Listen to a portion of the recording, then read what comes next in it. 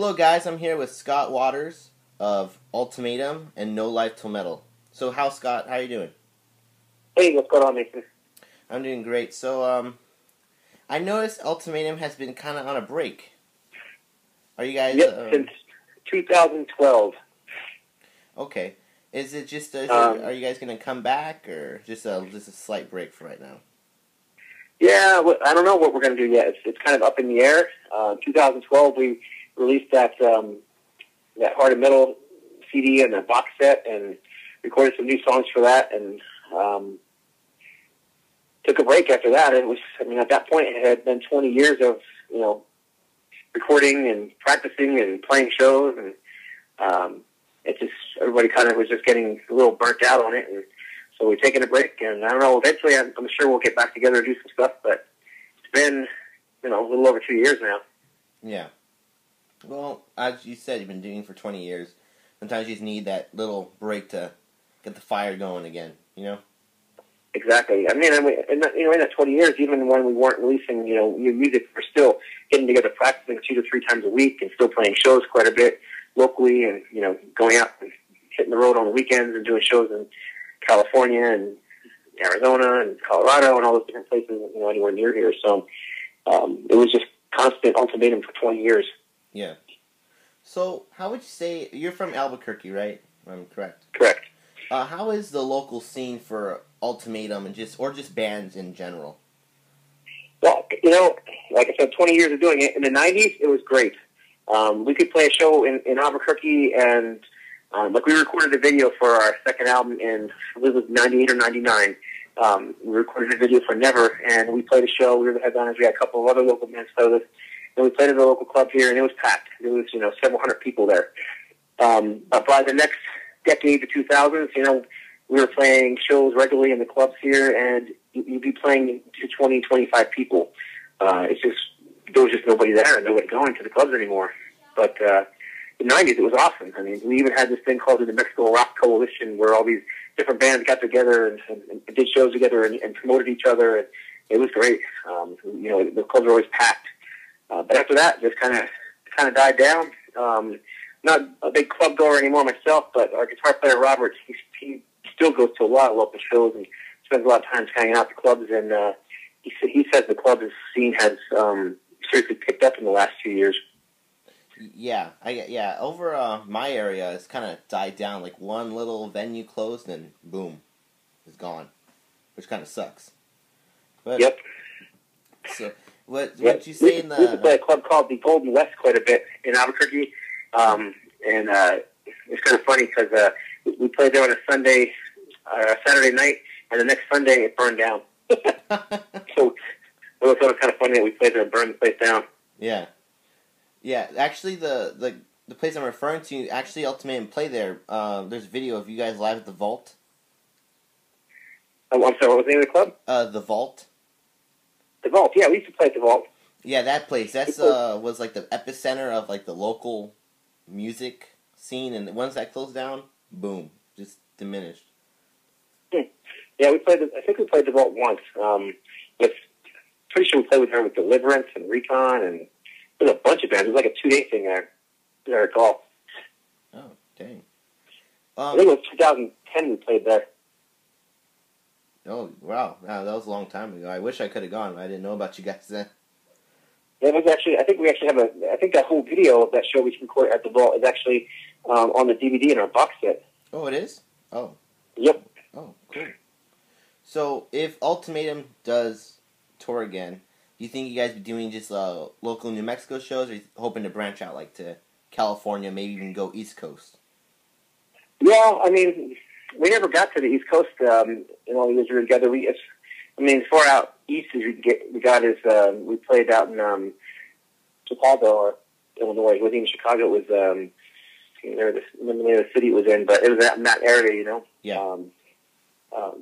But yeah, I don't know. The problem is, unless you're doing a full-on tour where all you're doing is traveling from city to city to city, it's really hard to absorb the expenses of touring.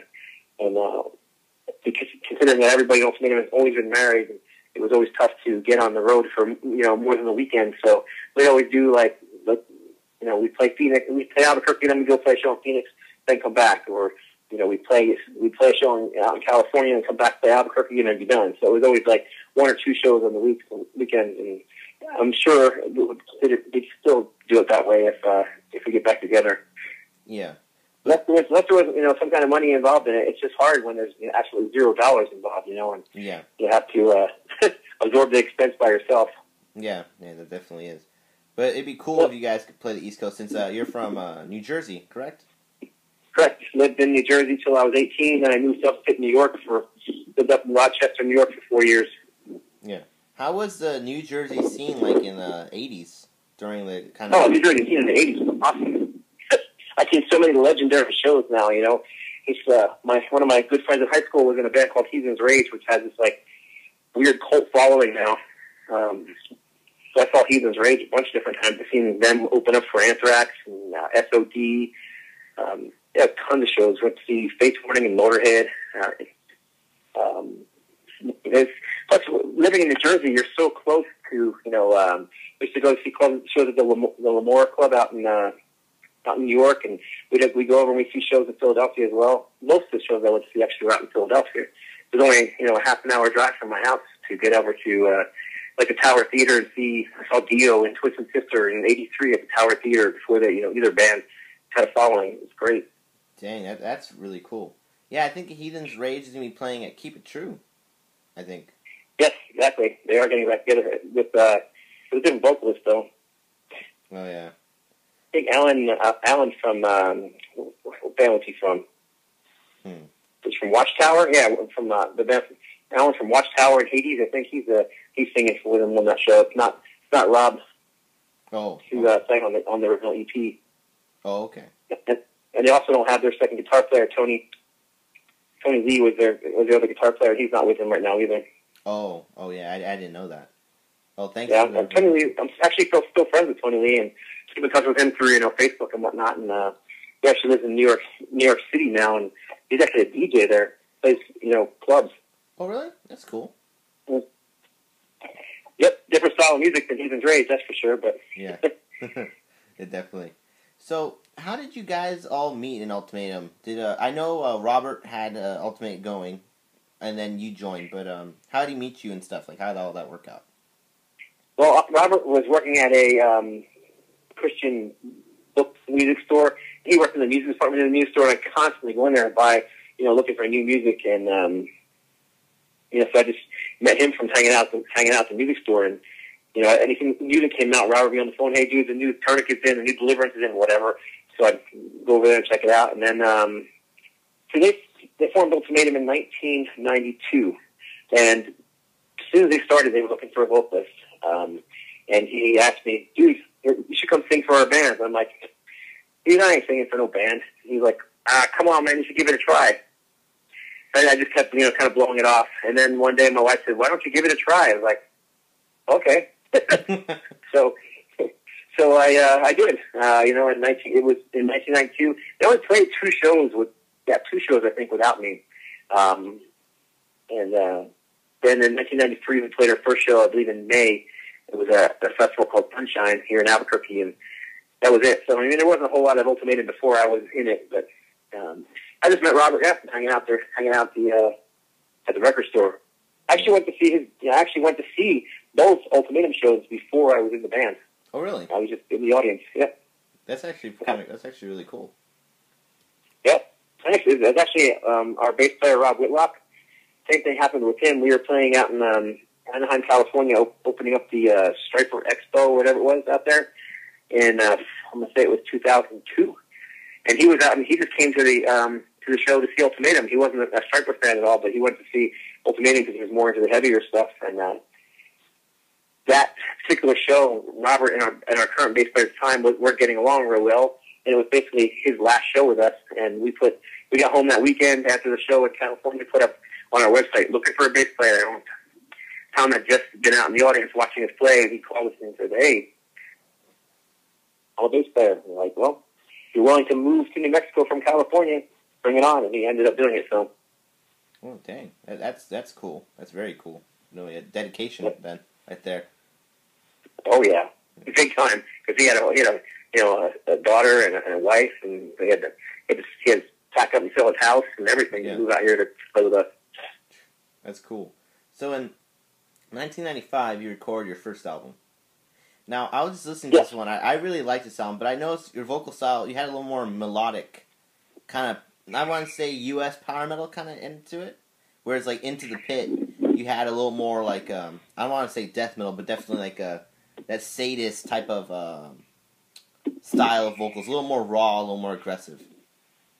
Yeah, when we first started, the Ultimatum was formed from the ashes. Robert and was in a band with Steve Trujillo before Ultimatum, I can name of his band. I don't know. They were in a band called Angelic Force, which was this very melodic 80s style heavy metal with a female vocalist. Yeah. And then they formed another band after that, and they continued in that same style of music. Yeah. And then when that band broke up, they formed Ultimatum. And some of the songs from that band before, I think they're called Holy Sacrifice. And some of the songs from Holy Sacrifice ended up coming into Ultimatum. Okay. So that's how we started with those songs. We weren't doing any cover songs or anything. It was all originals. But we were doing a lot of stuff from his older bands, from Angelic Force and Holy Sacrifice.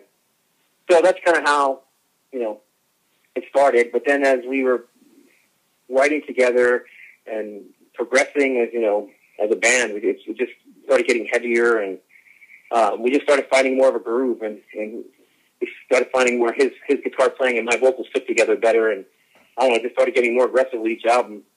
Yeah. I know it's kind of hard to pick, but if you had to pick, what's some of your favorite songs like to sing live, or do you think are just really fun? I think we almost always played the song "Never" off of "Puppet of Destruction," and I really like that song. It's that real fast double bass, steady double bass. I don't know. There's so many songs. "One for All" from Into the Pit we played a lot, and I really love that song. I always like playing the cover songs too. We'd always mix up cover songs into our set. It's funny because like I said, when we started out, we did no cover songs, and then as we started, jamming for 10 years, we were like, let's start doing some cover songs just for fun. So we pulled out "Wrathchild" was I think the first one we started playing live, and people just went berserk when we played that song. So we went from there. We went to I think it was Burn. It was Burn first. We played "Burn" from Vengeance Rising. Then we went to "Wrathchild," and then we did we were doing a cover of Metallica's "Creeping Death." And we just started playing all those covers, and people loved it. So I really enjoyed playing those. Well, my favorite cover to play live was "Ton of Bricks." Loved playing that song. Just real fast, real aggressive, and the vocal style was just so, I don't know, high and shrill and shrieky. It was just something I really enjoyed doing. Yeah, that one sounds great live. I have that album, Lex Metalis. That's a really good, you guys did a great song. You did justice to all those songs, in my opinion. Thank you. That was a tough album for us because 5 guys in the band, all, with different likes and dislikes. We had a list of like 50 songs to choose from. Plus we, on our message board, we opened it up to fans to pick what songs they thought we should record. And so we had this gigantic list of songs that we go through, and paring it down was the hardest thing. Yeah. Yeah. Actually, "Ton of Bricks" was a song that somebody else picked out. Somebody on our Heart of Metal board picked that out and suggested it, and ended up being one of my favorite songs on the album.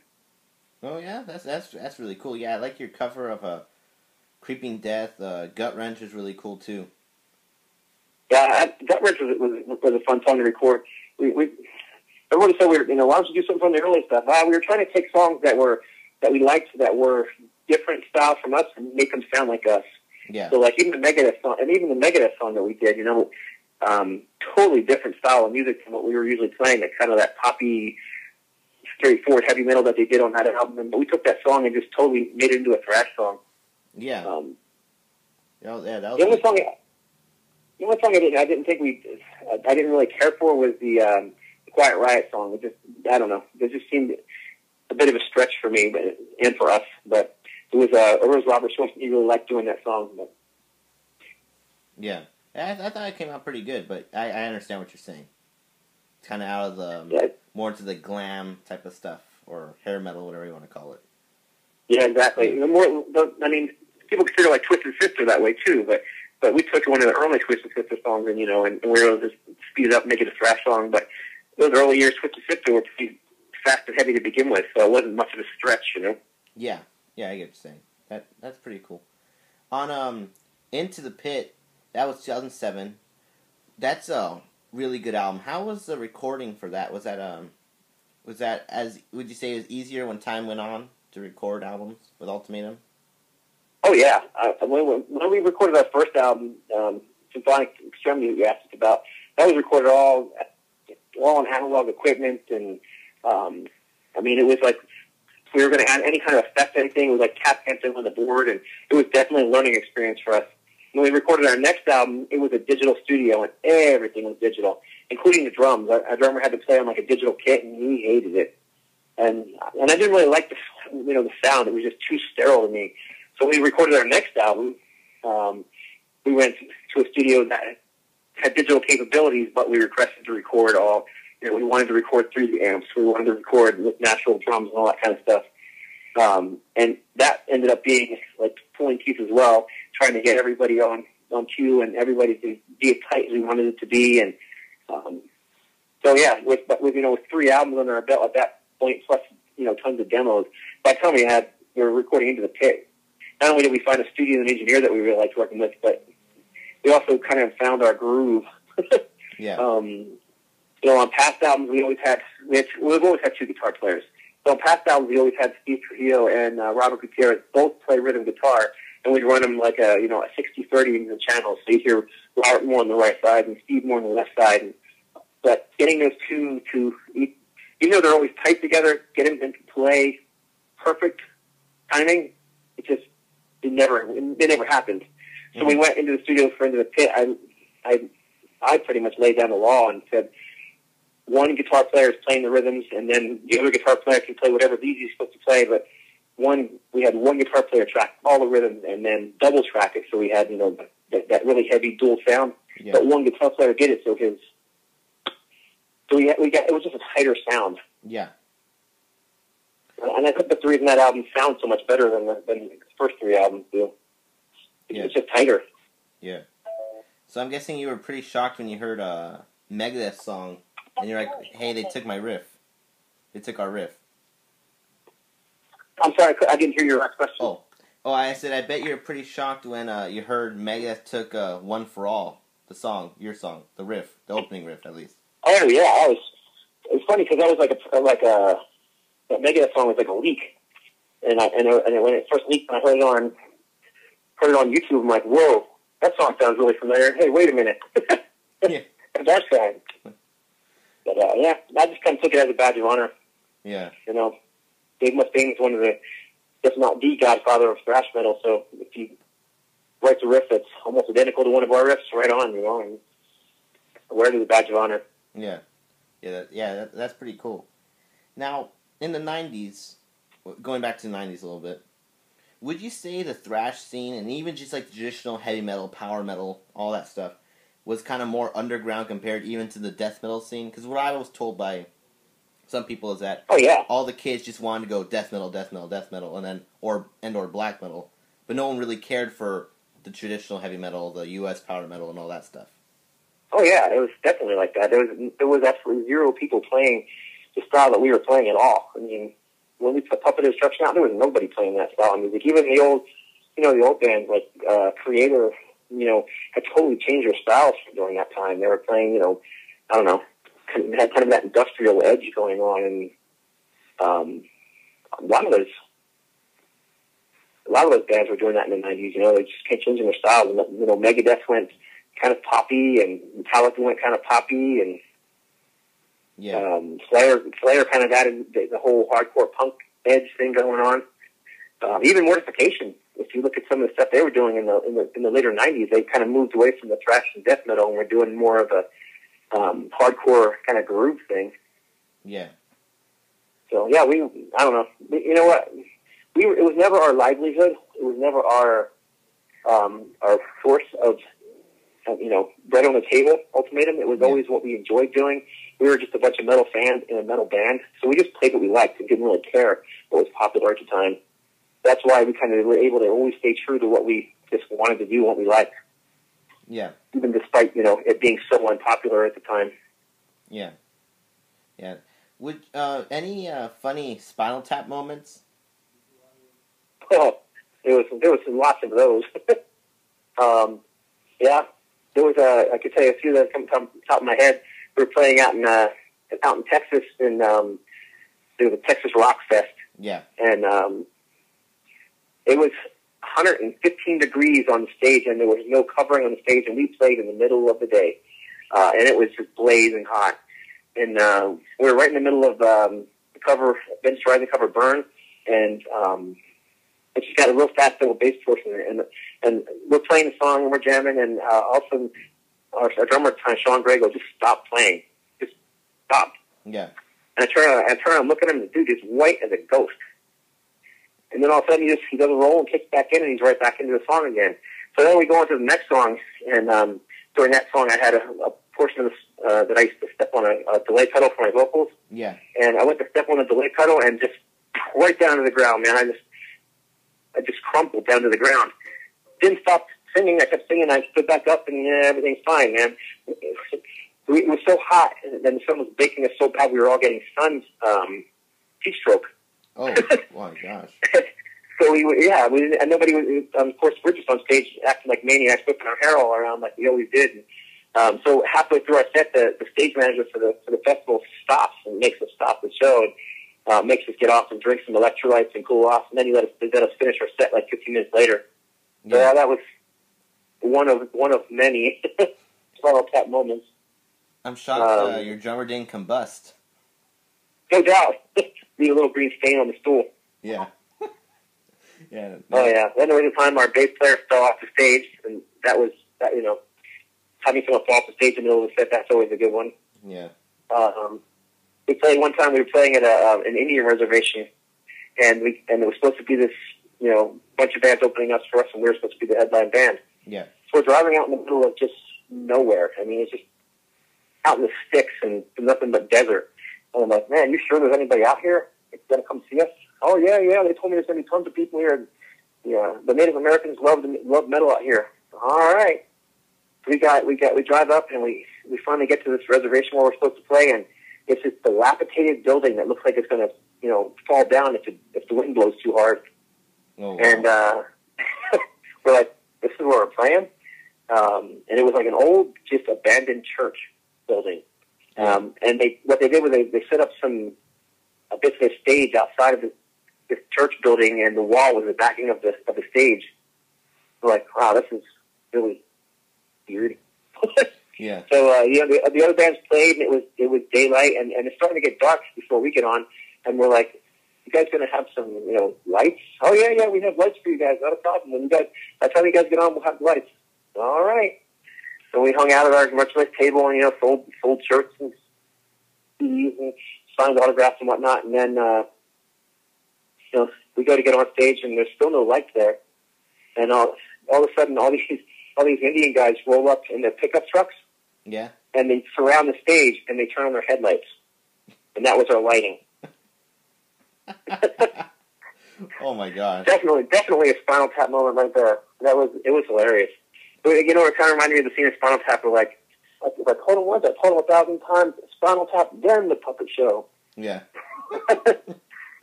Oh my God. We've had many of them. I mean, you're together for 20 years. There's just going to be those moments that are just you look back on and laugh, and that's definitely one of many of them. Yeah. That's pretty funny. So back to Ultimatum, and mostly about you. What are your vocal influences? Your main vocal influences? When at first, we started off as a very, very blatantly Christian band, to the point where I wasn't even listening to any kind of music that was outside of Christian. I grew up a huge music fan. From when I was a kid. Started listening to, Thin Lizzy and Ted Nugent and Judas Priest and Motorhead and all that kind of stuff. But right around 1990, I ditched all my secular music because I got involved in what is called a church that was a little bit overzealous. Yeah. And so all I was listening to was Christian music. And when we did our first album, I didn't really have a whole lot of influences because I wasn't really listening to a whole lot of anything. But the reviewers for our first album and our first demo were all saying, this guy sounds just like Steve Zosa from Exodus. I'm like, geez, Rowson, man. I didn't even had like, I had some old Exodus albums back, but I didn't really even remember them because I hadn't listened to them in years. Yeah. So I had to go out and buy an Exodus album and let's check it out. I'm like, oh yeah, I guess I could hear some of the similarities. And other people were saying I sounded like Blitz from Overkill. So people always assume that like, Blitz and Zosa and Udo were always my biggest influences because that's, I guess, what I always was compared to the most. But really, they weren't. As far as like performing goes and singing goes, it was actually more guys like Steven Tyler and Philip Lynott and guys like that inspired me. If you actually look at my stage presence, I always had like the priest scarf hanging from my microphone, and I mean it was total Steven Tyler, influence more so than any of those 80s thrash bands. Yeah. But I can't say that once the 90s were rolling around and we started getting heavier that I started listening to a lot more of that stuff again and started getting into all these heavier bands. That I started getting influenced by some of the guys like Steve Rowe or Chuck from Death and that kind of stuff. It was anything you listen to is going to be an influence, and I was listening to a lot of metal by 93, 94. Yeah. So, well, I don't know, a little bit of everything. Yeah. Yeah, that's cool. So, when did you start getting your record collection again? I'm going to start now. Let's go to more records, because obviously, anybody who watches your videos knows you have a huge music room. Yeah, I started collecting music records and CDs, well, records only, when I was literally in grade school. Started buying records, and I collected them all the way up through when I was in college and graduated college in 1989, I think. Yeah. And I had a massive record collection at that point. And like I said, I got involved in that church that kind of convinced me to get rid of it all, and I did. In 1990, I sold all my records, and I had enough records then to take that money and we put a down deposit on a house. Yeah. So it was several $1,000s we sold all those records for, and we used that money to buy a house. And I started recollecting again not long after that. So, pretty much my whole life, but the collection I have now, probably since the early 90s. Dang. Do you ever cry a little bit when you think about, oh man, I wish I still had that one here, like curl up in a ball? Sure. Yeah, I mean, sure, there's some of them I'll never get back. Yeah. The ones that bother me the most are like, they're like, the ones that were more personal to me. Like, I talked about Heathen's Rage earlier, and my friend Tony Lee had given me a copy of the first EP when it first came out, and he signed it to me, and I had, like flyers and from shows and 8x10 photo and all that kind of stuff stuck in there, and I sold that, and that's just something I'll never get back.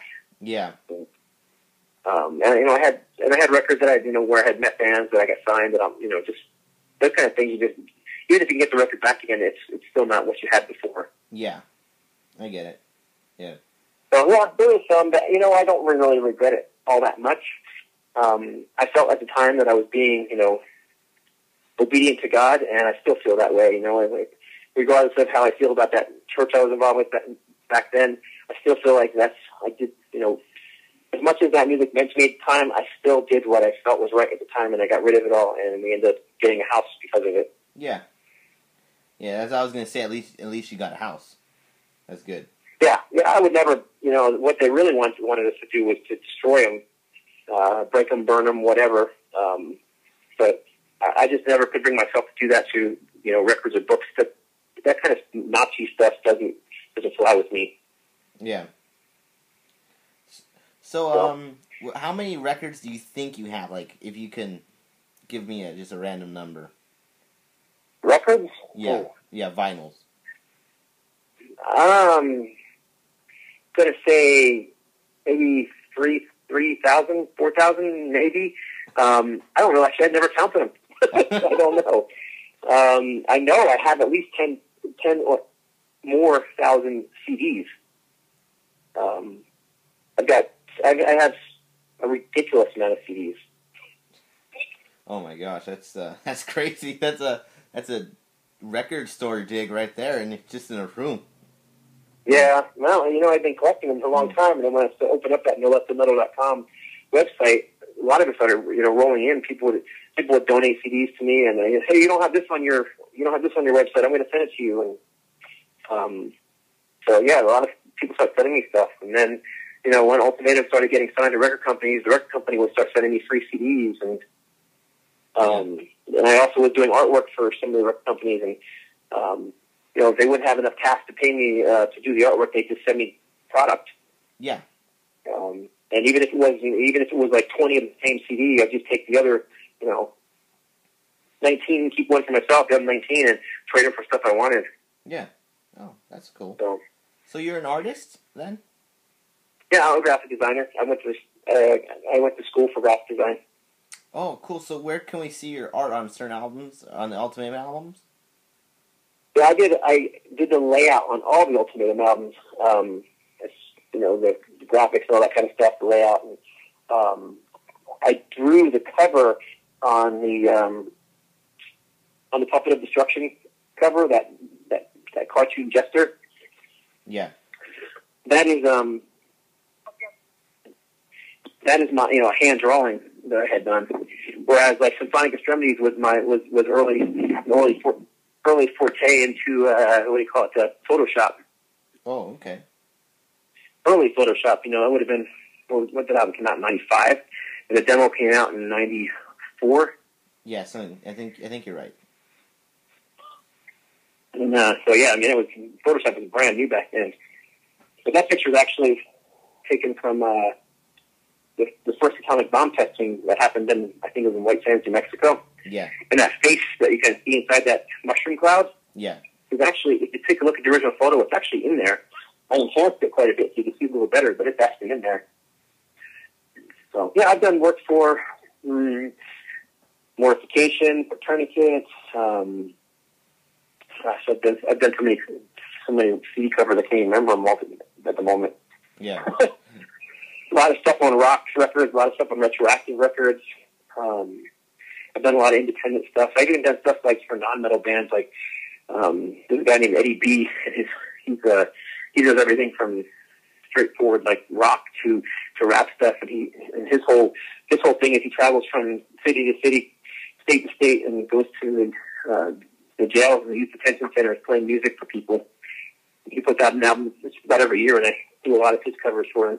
Oh yeah, that's pretty cool. Yeah. It's a very cool thing what he does. Yeah. Yeah, actually, you jogged my memory about saying that you did the art, because I remember reading on your Merciful Fate page on your site, No Left to Metal, that you did a back, the leather jacket, you did the back of the Melissa cover on someone's jacket or something like that. Yeah, no, Don't Break the Oath. Oh, Don't Break the Oath. Yeah, it was, when I was in high school, I used to, paint the back of denim jackets, denim vests. So I painted a bunch of album covers on the back of denim vests when I was in high school. Oh, yeah? Paint them in acrylic paints, and whatever cover anybody wanted. I did tons of Iron Maiden ones. Don't Break the Oath was one I did. I did Fate's Warning. I did Queensryche. On my denim vest, I had Queensryche, the Warning album cover painted on the back of it with the logo from the first EP on it, and I did tons of those back in high school. Wish I still had some of those because they'd be cool to have. Yeah, those are almost art pieces now. I don't ever see that anymore. Yeah, and then as the 80s wore on, they started doing the cheap back patches, the screen printed back patches. Yeah. But definitely drawing it yourself is more personal and means probably more, obviously. Yeah. And they just looked cool, the hand-painted ones. Yeah, definitely. I definitely agree with that. So, when it comes going back to vinyl a little bit, on what's like your favorite record stores to go, search out in New Mexico or even other states? In New Mexico, there's not a whole lot of record stores left here. The only one that I go to regularly here is called Charlie's Records and Tapes, and it's a fairly good-sized store, and they sell new and used records, tapes, CDs. They also have like vintage T-shirts and vintage clothing, and it's actually a really cool store if you're ever out. It's a great place to go to. But plan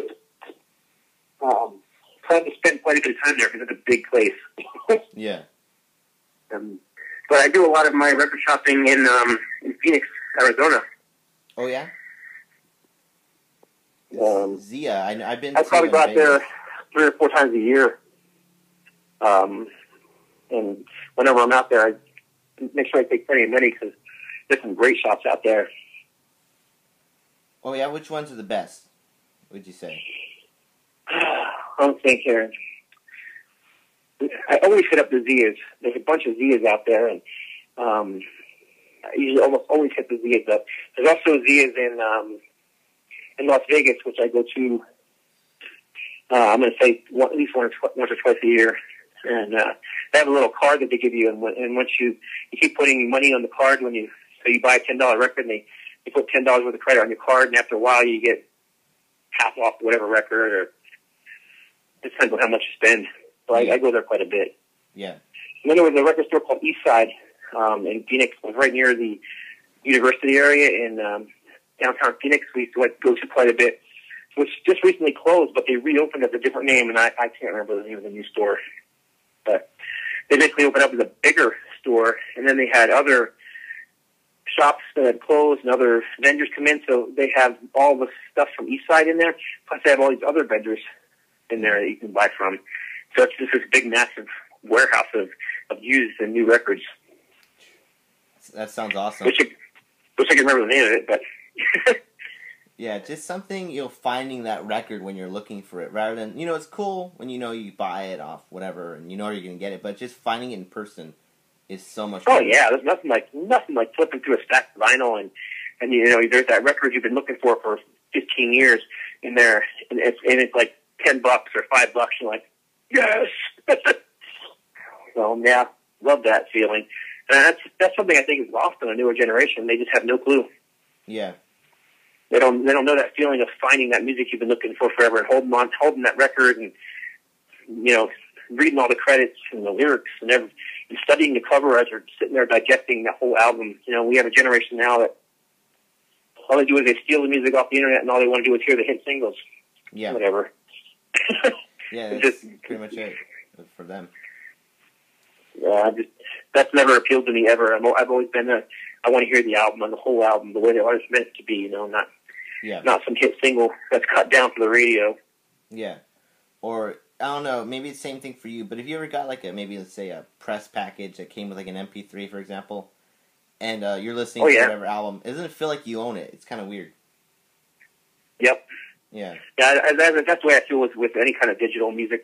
I don't feel like I own anything until I actually have, the CD or the record or even the tape, Yeah. It's just having that record in your hand and owning it and having it, in your music collection. You feel like you almost own a part of the band's history.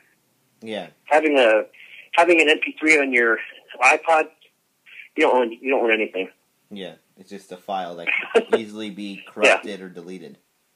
You basically, if you even paid for it, you basically paid the rent of the song is all you did. Yeah. Yeah, pretty much. Because it's not. And most people who have iPods didn't pay for it to begin with; they just stole it anyhow. So. Yeah. Well, I forgot who it was. Steve Rowe, I think he was saying that a lot of mortification stuff that got put up online was put up by some other label, and that he doesn't get any royalties from it or something like that. I can't remember exactly. Steve's been fighting with his former label from the U.S. for years because basically the contract they all signed back in the 80s and early 90s, there wasn't any digital music. You know what I mean? There were CDs, there was records, and there was tapes. Yeah. So they all signed these contracts that were very open-ended and didn't have like an expiration date on them, basically. So he's trying to fight to get his rights to digital music. In the meantime, the company's releasing all his music, on iTunes and whatnot, claiming that they own it. But what has it been now? 20 and 30 years? And they didn't really have any kind of contract on digital music, so it's a big fight.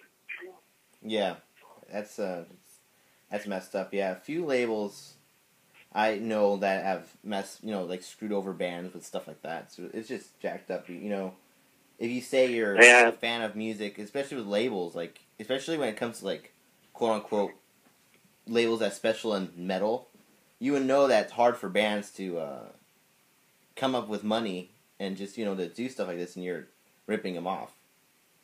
Exactly. Yeah, and unfortunately, there's labels that are going to rip you off no matter what you do, and I don't know. We've had mostly good experiences with labels, so I can't really complain what they've promised they've done. But we've never really signed with a real big record label.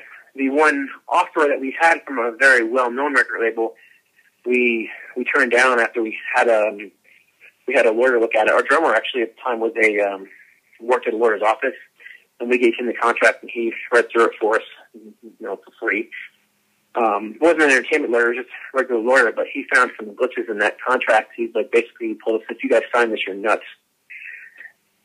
Basically, they were going to give, and I guess this is how it basically works. For some of these bigger record companies, is they basically forward you a bunch of money to record the album. They tell you who you're producing, who you're going to produce with, what producer you're going to use, and all that kind of stuff. You record the album, and then the album comes out, and then you have to pay back all that money that was given to you, either through your record sales, and if you don't sell enough records, you still owe them that money. Yeah.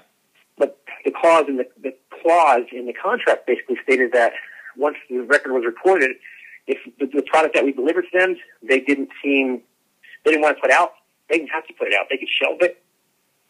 They still owned the music, so we couldn't re-put it out, and we still had to pay back the money. Oh, dang. Yeah, that's right. Yeah, that's but I guess it's very common for records, for these bigger labels, especially during that time. Oh, dang. Yeah, that sucks. That's a bad thing to sign. Luckily you didn't. That'd been horrible. So we've always signed with it. And the other thing is, most record labels, demand that you tour so many months out of the year. And like I told you before, touring for us for long periods of time was just out of the question. So that was the other problem we had with even some of the independent labels, like Metal Blade. We had discussions with them, but they demand touring. You had to tour. I can't remember how many months out of the year it was. Yeah. So we always went with labels that basically wanted to work with us the way we were. Yeah. Yeah.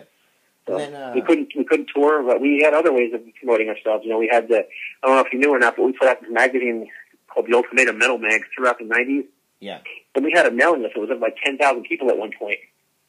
Oh, dang, that's a lot. Yeah, it would cost an arm and a leg to mail that thing out. Even with a bulk mailing permit, it would still cost a ton of money. But once it went out, we'd put stuff in there for sale, not only our CDs, but other band CDs, and we'd sell, 2, 3 times the amount of money it cost to mail. So we would make our money back and then some. Yeah. So it was a great way of promotion, and a lot of the record labels liked that idea that we were self-promoting like that. So that's actually one of the reasons we got our first deal with Row Productions and Diamante. Yeah. Well, that's actually a pretty cool idea, but I wonder how many hours did you spend at the post office? That's been forever. Gosh. Yeah, it was back in those days. It wasn't automated, so we had this list, and we had these stickers with all your names on it, and we'd just sit there for hours and hours and hours, peeling all these stickers with names on it and sticking them on these little magazines, and then you have to put them in a certain order for the post office to mail them at the bulk mail. And it would just take us. It would basically be a full day just doing nothing but that. Man, it was crazy. It is crazy. Then, this came to me. It's kind of my last question. Then, I'm just curious. Back, how did your parents think about you listening to rock music, metal, whatever you want to say? Were they cool with it, or was it that's just his thing? My parents were cool. They never. It wasn't my parents' thing. They weren't into that kind of stuff. My dad always listened to classical music and opera, and my mom was her idea of listening to music was turning on the radio, listening to whatever pop station was on. Yeah. So they didn't care. But they would buy me. They bought me tons of records for. That's all I ever wanted when I was a kid. Christmas, birthdays. Warner Records, and that's what they bought me. So, you know, Kiss Alive, Ted Nugent, Double Live Guns, all those kind of things were bought for me by family and when I was a kid. Yeah. Funny story about that. When I was a kid, a little kid, a grade school kid, really wanted Double Live Gonzo, and, you know, that has a ton of, you know, foul language on it and other sorts of Nugent-style banter. And my aunt gave me a copy of that and a Blondie record for Christmas. Yeah. And I was, you know, as happy as a kid could be with my records. And on the way home from my aunt's house, my mom says, I know what's on that Ted Nugent record. And I know what's on that record. I know the language that's on there. She said, so when we get home, you're giving me that record. Oh, man. So when we got home, sure enough, I gave her the Blondie record. Here you go, Mom. And I took off all happy with my Ted Nugent record. But then that same Ted Nugent record got me in trouble at school because we had a music appreciation class.